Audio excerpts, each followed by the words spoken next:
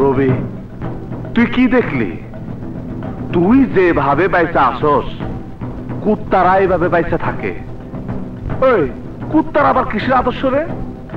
চলে যা দিকে চৌধুরীর কাছে, তার দরজা তোর জন্য।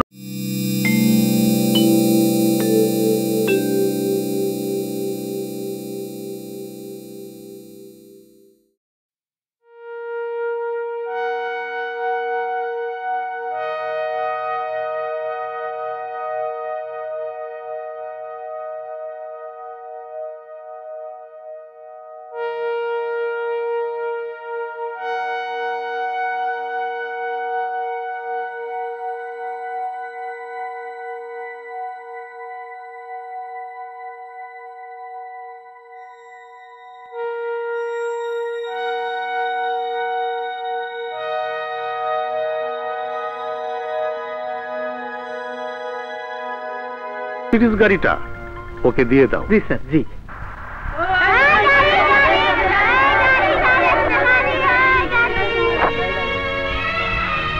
বাবা,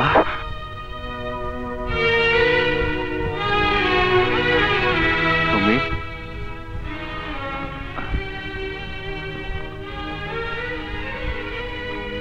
তুমি এখন মার্সিডিজ গাড়িতে চড়ো, তা কি আমাকে দেখাতে এসেছ? বাবা, আমি সব জানি তুমি আরেকজন বিশু হয়েছ। তুমি এখন ডিকে চৌধুরীর অস্ত্রধারী ক্যাডার। এটা সুস্থ জীবন নয়। তুমি মস্তাদ হও তা আমি চাইনি।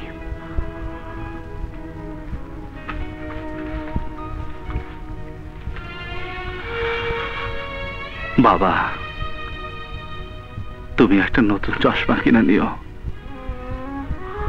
তুমি কিভাবে জানো আমার চশমা ভেঙে গেছে?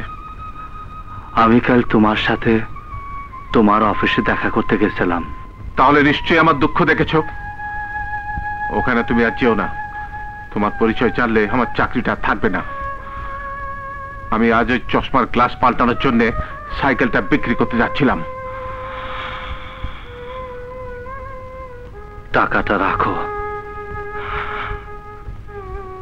সাইকেলটা বিক্রি করো না। মা তোমার কিনা দিয়েছিল, সে আর এখন আর বেঁচে নেই। বাবা, সাইকেলটা বিক্রি করো না, এই টাকাটা রাখো। বাহ, 10,000 টাকার বান্ডিল। রবি, এই বান্ডিল যদি পকেটে ঢুকাতে চাইতাম, সরকারি চাকরি যখন করতাম তখনই পারতাম। তাহলে তোমার মতো গাড়ির মালিক আমি অনেক আগেই হতে পারতাম। ঢাকা শহরে আমার বাড়িও থাকতো। রিটায়ার করে এই বস্তিতে আমাকে ঘর ভাড়া করে থাকতে হতো না।